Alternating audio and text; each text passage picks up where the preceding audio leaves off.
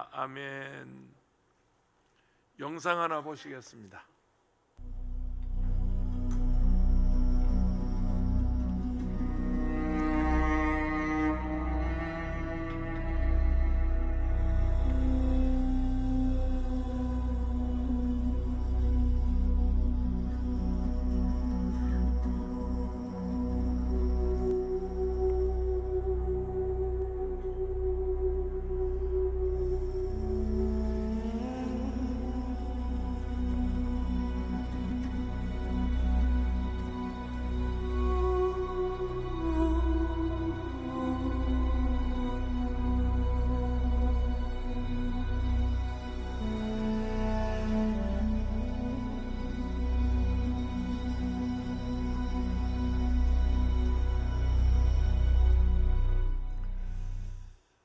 오늘이 예수님께서 예루살렘에 입성하신 종려 주일이고요.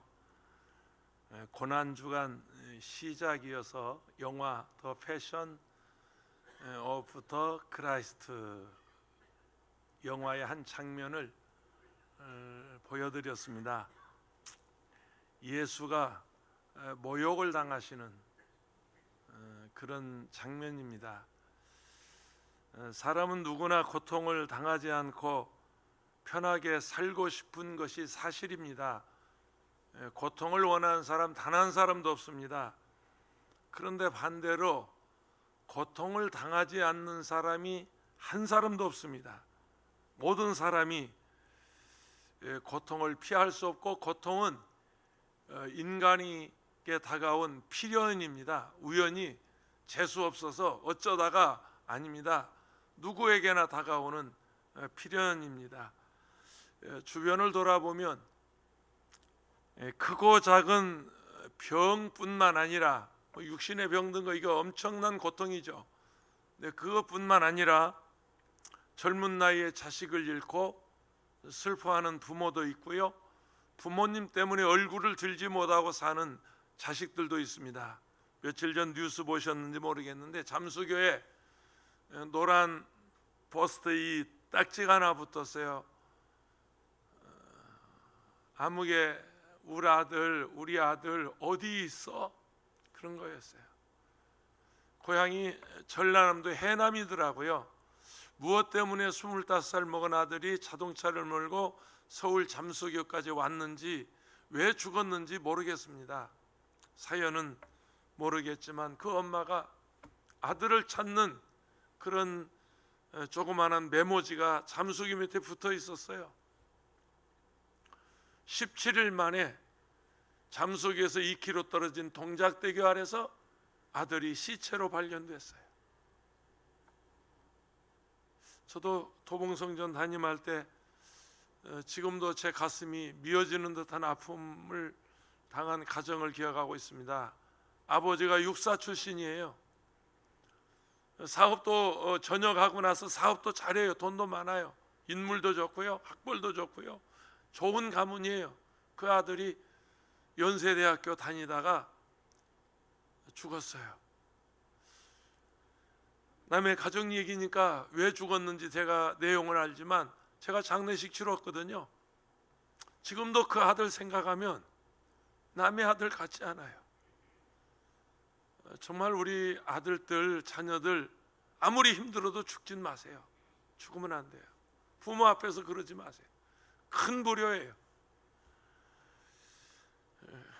그런 고통을 당하는 부모도 있고 자식도 있습니다. 우리가 당하는 고난 중에는 내가 잘못해서 당하는 고통이 있어요. 치욕이 있어요. 어쩔 수 없이 아버지가 잘못해서 장관했어도 국회의원했어도, 아니 그 이상 대통령 했어도 잘못해서 그 자식들 지금 얼굴 들고 살 수 없잖아요. 그건 치욕이에요. 엄청난 치욕이에요. 잘못한 것이 없는데 애매하게 당하는 고난도 있어요. 잘못한 거 없는데, 이건 아닌데, 이거 억울한데, 이건 정말 아닌데 이러면서 당하는 모욕도 있고요. 어떤 이는 의로운 일을 행하다가 당하는 고통이 있습니다. 지금 스크린에 잠깐 보신 것처럼 우리 예수님 잘못한 거 없잖아요. 그분이 무슨 십계명을 범한 거 없잖아요. 아무 잘못이 없어요. 그런데 저런 고난을 당하시는 거예요. 지금 스크린 제가 제자 우리 전도사님이 만들어서 내게 먼저 올려줬는데 처음에 만든 건 너무 처참해서 눈을 뜨고 볼 수가 없더라고요. 그래서 이거 좀 부드럽게 좀 편집을 해라 해서 이게 좀 부드럽게 한 겁니다. 물론 연출한 것이고요, 배우들이 연기한 것이지만 이 사건이 실제적인 사건이거든요. 2000년 전에 예수님이 실제로 당한 그런 아픔이고 그런 고통입니다. 남아프리카 공화국의 대통령을 지내신 넬슨 만델라 노벨 평화상을 받았죠. 이분이 27년간 옥살이를 했어요. 아니 2년 7개월도 아니에요. 아무 잘못 없어요. 인종차별에 반대하면서 27년간 옥살이를 했고요. 중세에 캐톨릭의 사제였던 마틴 루터는 아무리 봐도 잘못됐단 말에 면죄부를 판매하고 교황 절대 주권이 이건 아니다, 이건 아니다 해서 반기를 들었다가 파면을 당했습니다. 사제로 그냥 있으면 편히 먹고 살 수 있어요. 사는데 지장 없어요. 근데 이건 아니다 싶어서 종교 개혁을 하다가 캐톨릭에서 파면을 당하고 말았습니다. 그야말로 의로운 일을 행하다가 고통을 당한 분들이에요. 옛날 일만 아니에요. 요즘도 곳곳에서 그런 일들이 일어나고 있습니다. 지금 미얀마의 사태가 그런 것입니다. 권력에 환장한 군인들이 자기 백성을 무참하게 지금 죽이고 있어요. 아니 3살짜리가 무슨 죄 있다고 죽여요? 집에 있는 7살짜리를 왜 총 쏴서 죽여요? 지금 수백 명이 미얀마에서 지금 죽어가고 있어요. 우리나라 그런 일을 겪은 적이 있습니다. 미얀마의 한 대학생이 쉬하러 나가니까 아버지가 얘야 사람이 너무 많이 죽고 있어, 나가지 않으면 안 되겠냐 하고 만류했더니 그 아들이 이렇게 말을 하고 나갔어요. 아버지, 제가 어떻게 집에만 있겠어요?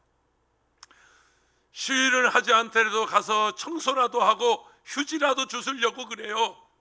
그리고 나갔다가 진압군의 총에 맞아서 그 아들이 죽었어요.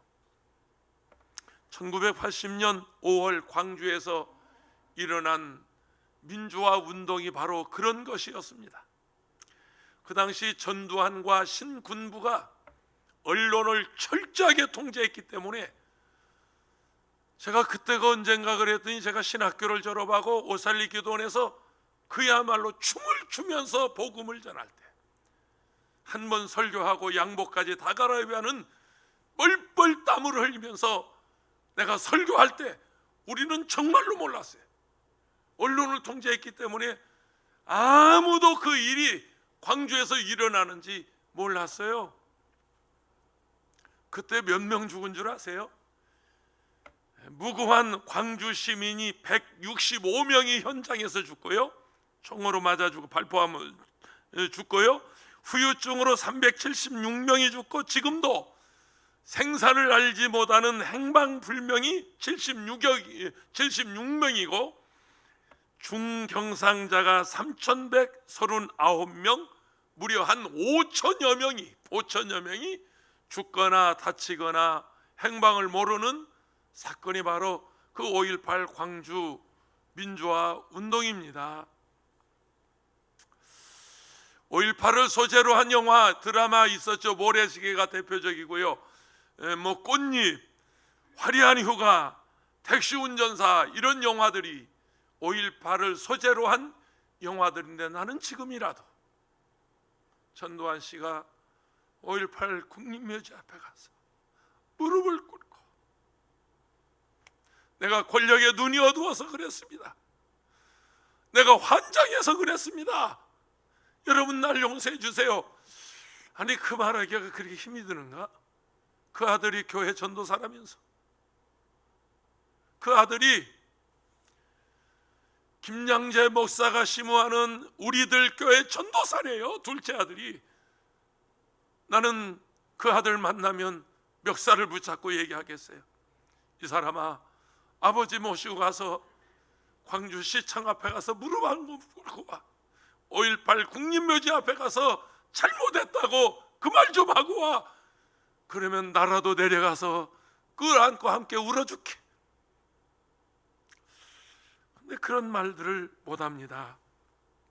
선지자 이사야 시대가 바로 그런 시대였거든요. 바벨론이 유다를 침략해서 백성들이 포로를 끌려갔어요. 짓밟혔어요. 뭐 지금 미얀마 사태 그 이상이었어요. 5.18 광주 사건 그 이상이었어요. 나라가 무너졌어요. 성전이 다 무너져 버렸어요. 성이 다 파괴돼 버렸어요. 백성들은 죽어가고 그 중에서 좀 지식층들, 기술자들, 좀 똑똑한 사람들, 이런 사람들은 다 포로로 끌려갔어요. 그때 활동한 선지자가 바로 이사야입니다.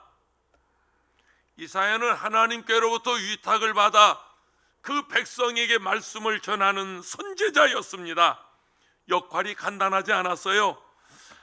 권력을 잡은 왕들이 반발했고요, 지도자들이 반발했고요, 당시에 그 귀인들은 지금으로 말하면 기득권자들입니다. 여러분, 우리나라 그러지 않았습니까?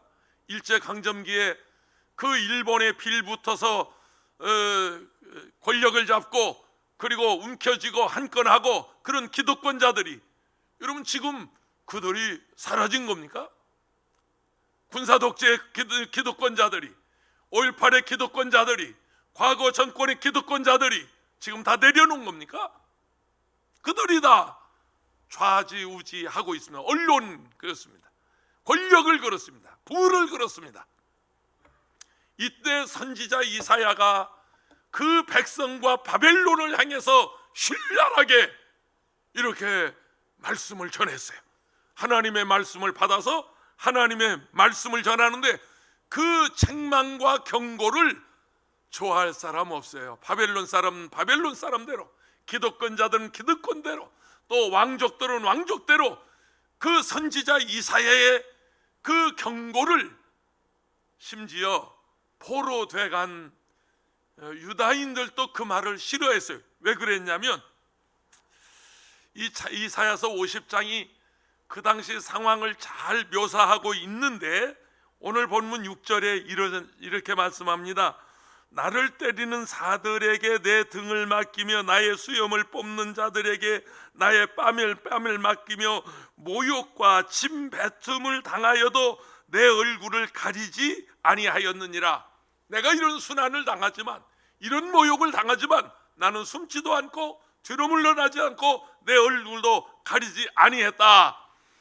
킹 제임스 성경에는 똑같은 50장 6절을 이렇게 번역했더라고요. 내가 치는 자들에게 내 등을, 머리카락을 뽑는 자들에게는 내 뺨을 맡겼도다. 내가 지옥과 침뱉음으로부터 내 얼굴을 숨기지 아니하였도다. 나를 따르는 자들에게 내 등을 맡겼다. 내 몸을 맡겼다. 내 수염을 뽑는 자들에게 내 얼굴을 맡겼다. 당시 선지자 이사야의 형편이었어요. 그런데 이 말씀은 곧 이제 예수 그리스도의 사건을 묘사해서, 예수님 오시기 전에 벌써 700년 전에 선지자가 하신 말씀입니다. 당시 로마 군인들이 사용하던 가죽 채찍에는 사나운 짐승뼈가 달라붙어 있었어요. 그래서 그 가죽 채찍으로 한 번 후려치면 온몸이 휘감기고, 그걸 사정없이 당기면 그냥 몸이 갈기갈기 찢겨지는, 아까 스크린에서 잠깐 보셨는데요, 영화 패션에 너무 처참하게 그 장면을 리얼하게, 아주 리얼하게 표현을 했는데 보기가 너무 끔찍해서 좀 부드러운 걸로 지금 편집을 했습니다. 인간이 당할 수 있는 최고의 고통이었어요. 사람에게 고통을 가하는 최고의 형벌이 바로 당시의 태형 제도였습니다. 가죽 채찍으로 사람을 후려치는 태형 제도였습니다. 우리 사극에서 뭐 그런 거 보잖아요. 사람을 엎드려 십자가 위에 딱 이렇게 널판 위에 올려놓고 매우 쳐라, 매우 쳐라.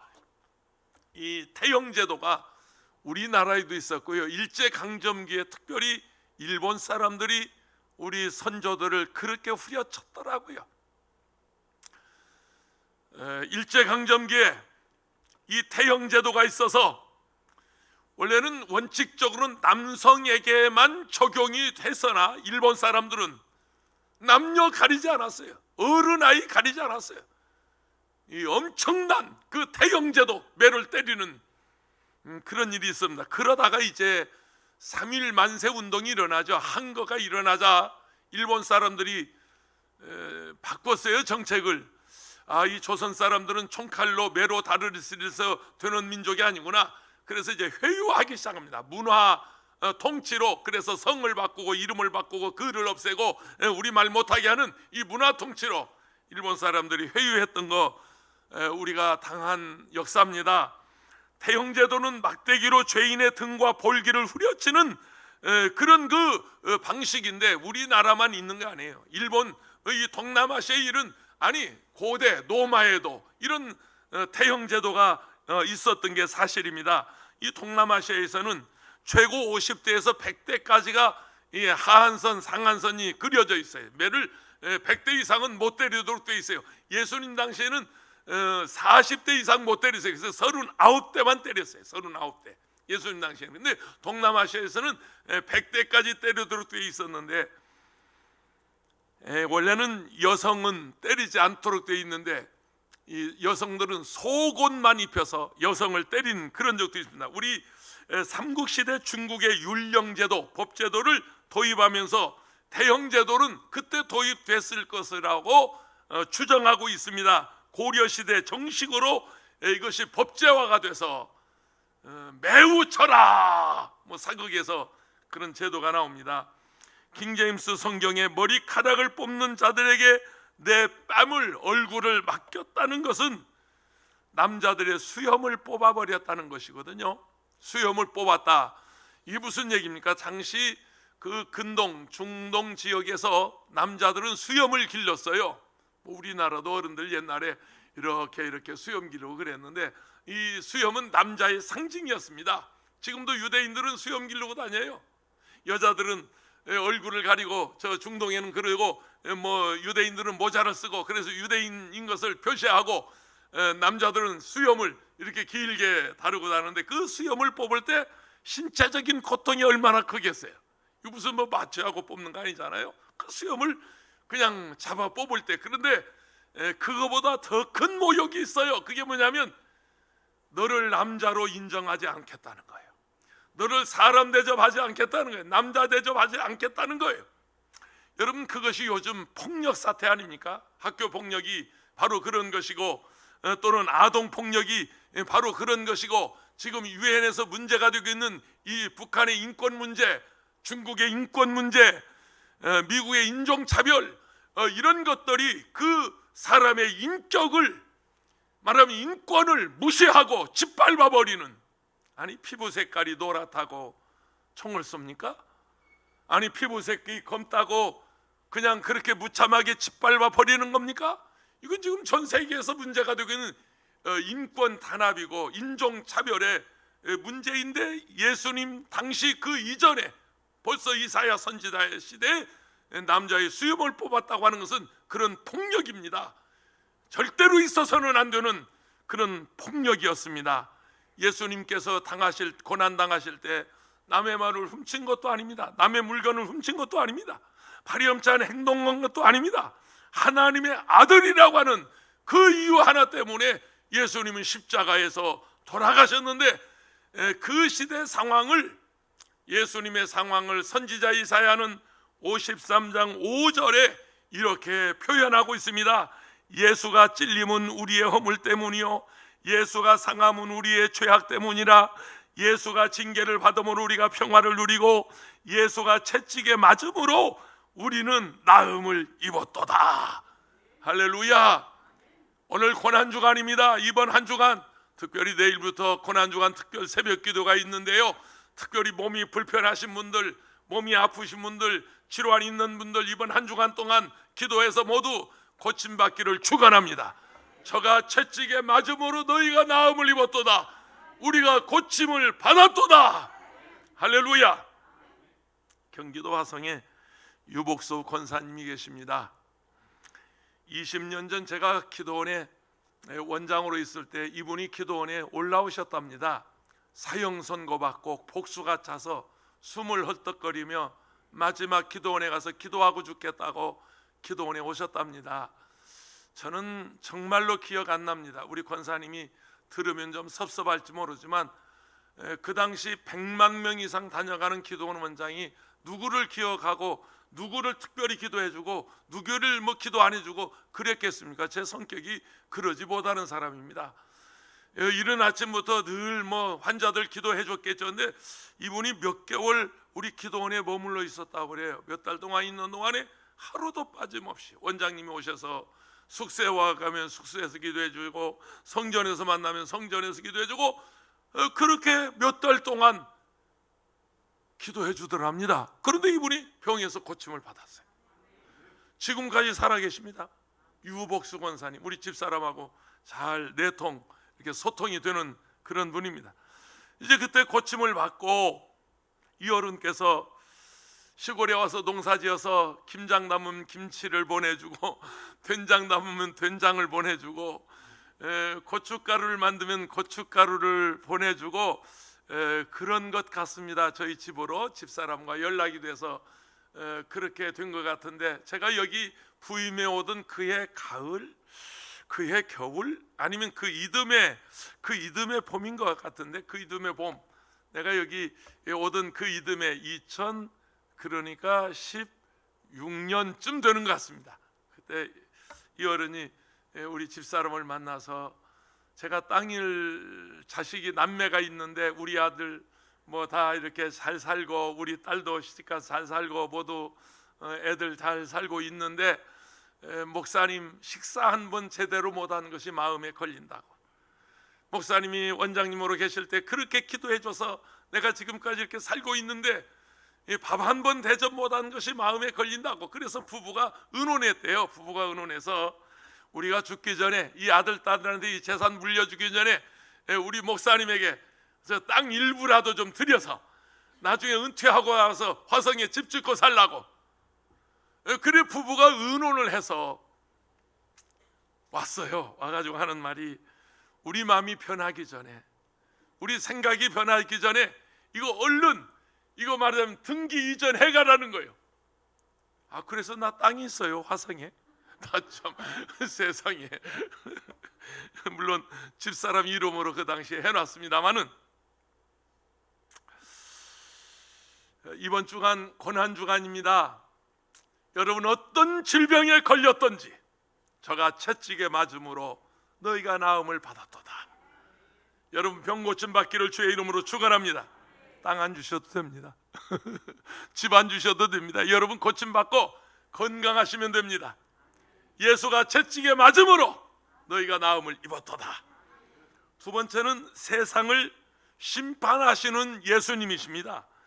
47장 이사야서 40장 1절에 보세요. 처녀 딸 바벨론이여 내려와서 티끌에 앉으라.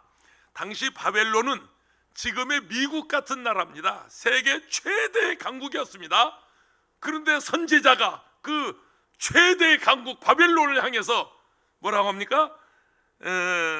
바벨론이여 내려와서, 그 권력의 자리, 높은 자리에 내려와서 티끌에 앉으라. 땅에 앉으라. 티끌 위에 앉으라. 딸 갈대하여, 이것도 역시 바벨론입니다. 갈대하여 보호자가 없어졌으니, 너희가 누리는 그 권력의 부의 보좌가 없어졌으니 땅에 앉으라. 내가 다시는 곱고 아립답다 일컬음을 받지 못하리라. 이 무슨 얘기입니까? 바벨론의 멸망을 예언한 것입니다. 바벨론이 망할 것이라고 예언했습니다. 완전히 없어질 것을 예언했는데 거기 문제가 있었어요. 왜냐하면 하나님께서 바벨론을 보복하시겠다고 하는 선지자를 통해서 말씀을 주셨는데, 그 바벨론은 불신 세상입니다. 요즘 같으면 유언 버뜨렸다고 아마 명예훼손으로 아니면 무슨 보안법으로 걸려서 잡아 넣었을지도 모릅니다. 그런데 하나 선지자 이사야는 하나님으로부터 전하라는 명령을 받고 주저하지 않고 그는 전하는데 5절에 보면 그러죠. 주 야훼께서 나의 귀를 여셨으므로 내가 거역하지도 아니하며 뒤로 물러가지도 아니하며. 하나님이 내 귀를 열어서 내게 말씀하셨다는 거예요. 하나님이 내게 계시하셨다는 거예요. 내가 어떻게 주저하지 않고 내가 주저하고 내가 물러나고 내가 입을 열지 않고 내가 말하지 않겠냐 하고 담대하게 전한 것입니다. 나의 귀를 여셨다는 말씀은 하나님의 말씀을 직접 들었다는 말씀이고 하나님이 계시하셨다고 하는 말씀입니다. 선지자 이사야는 직접 듣고 그 말씀을 가감하지 않고 백성들에게 전한 것입니다. 소위 말하는 직통계시라고 하는 건데요, 목사 망신 다 시키고 80이 넘어서 교도소에 들어가서 20년 가까이 형을 받고 지금도 감옥 생활하는 아무개가 있습니다. 내가 교회 이름이나 사람 이름은 되지 않겠습니다만은 이 사람이 직통계시자예요. 직통계시 받았다고 성도들을 농락한 사람이에요. 더러 그런 사람들이 있어요. 우리 주변에 있어요. 직통계시 받았다. 그리고 내가 무슨 뭘 보았다. 내가 꿈에 보았다. 내가 음성 들었다. 내가 계시 받았다. 그래서 성도들을 농락하는. 우리 그럴 수 있어요. 계시 받을 수 있고 꿈도 꿀 수 있고 음성을 들을 수도 있어요. 그러나 그 하나님의 계시, 하나님의 그 음성을 가지고 사익을 챙긴다거나 그걸 가지고 농락을 한다면 십중팔구 그건 사입이고 이단입니다. 여러분 속지 않기를 바랍니다. 실제로 이 근방에도 그런 사람들이 있어요. 지난 금요일에 제가 말씀드렸는데 아버지 하나님 안상홍과 어머니 하나님 장길자를 영접해야 영생복락을 누릴 수 있다. 여기 있어요. 이마트 앞에 있어요. 이런 무리들이 있어요. 사기꾼들이에요. 제가 설교 46년째 하고 있습니다. 목회 46년째 하고 있습니다. 내가 선지자처럼 이사야처럼 하나님이 내 귀를 여셨으므로 하나님이 내게 말씀하셨으므로 하나님의 말씀을 여러분에게 전하노라. 할렐루야. 나도 이러고 싶은 마음이 꿀떡 같아. 그러면 교인이 조금 더 많아질지도 몰라. 오늘날 설교자와 비교할 수 없는 선지자 이사야로부터 이사야는 위로부터 하나님의 음성을 듣고 그 하나님의 권위를 가지고 말씀을 선포했습니다. 오늘날의 목회자도 선지자처럼 그런 권위를 가지고 목회하려면 우리가 기도해야죠. 우리의 영성이 개발돼야죠. 그리고 공부해야죠. 이게 무슨 꿈에다가 꿈에 무슨 보았다 이게 아닙니다. 이사야서 50장 4절에 이럽니다. 주 야훼께서 학자들의 혀를 내게 주사 나로 곤고한 자를 말로 어떻게 도와줄 줄을 알게 하시고 아침마다 깨우치시되 나의 귀를 깨우치사 학자들 같이 알아듣게 하시도다. 선지자 이사야는 하나님 내게 학자의 혀를 주옵소서, 학자의 귀를 주옵소서. 그래서 학자들처럼 하나님의 말씀을 깨닫게 쉽게 전할 수 있게 하옵소서. 하나님의 말씀을 전하는 목회자들에게 그런 학자의 혀, 학자의 입 같은 그런 말씀을 주어서 그렇게 하나님의 말씀을 해석하고 능력 있게 선포할 수 있는 그런 것이 어쩌면 목사들의 소원인지도 모르겠습니다. 제가 기도원장으로 사역할 때 하루에 4사람이 설교하면 일주일에 28명이 설교를 해요.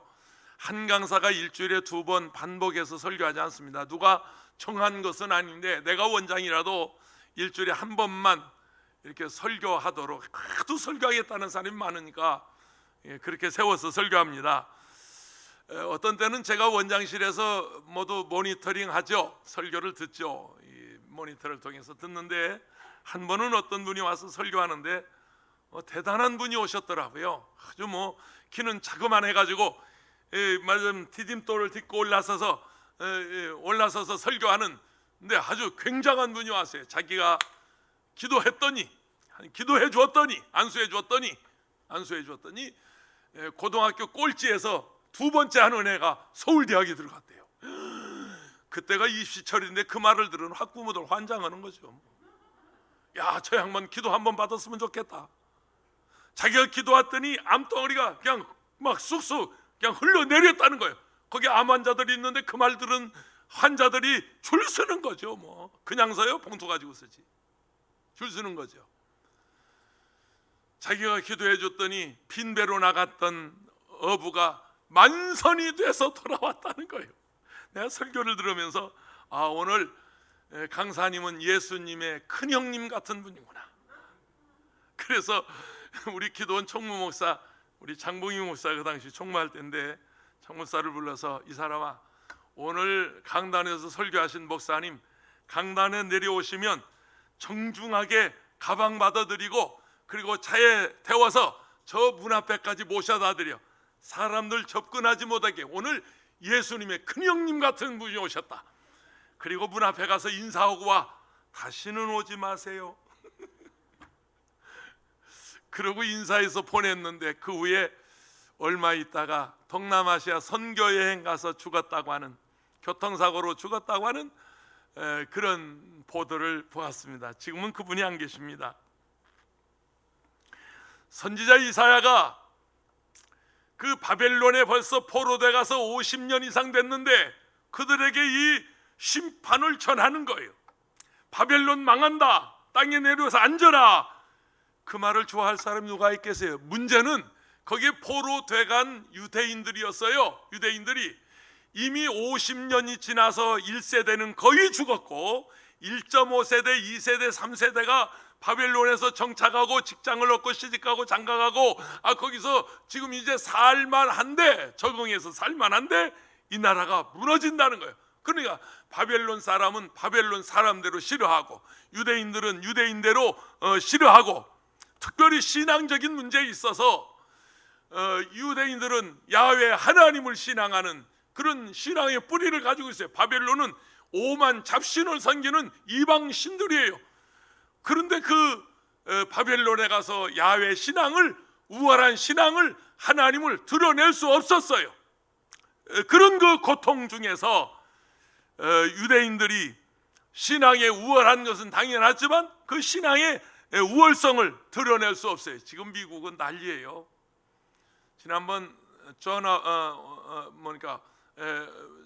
조 바이든 지금 대통령 취임식 때도, 나는 취임식 기도는 제가 못 들어봤거든요. 하원 의원 개원식 기도는 들어봤어요. 근데 하원 의원 개원식에도 27년간 주류 교단에서 목회했던 목사가 뭐라고 기도했냐면, 세계 모든 신들의 이름으로, 브라마의 이름과 모든 신들의 이름으로 기도합니다. 에이멘 앤 우먼 하고 끝내는 걸 내가 직접 들었어요. 그건 봤어요. 근데 그 조 바이든 대통령 취임식 때도 목사가 나와서 기도하는데 지저스의 이름으로 기도하지 않았다는 거예요. 예수의 이름으로 기도하지 않고 모든 신들의 이름으로. 얼마 전에 제가 지난주일도 말씀을 드렸는데 미국 군목들이 예수의 이름으로 기도를 못한다는 거예요.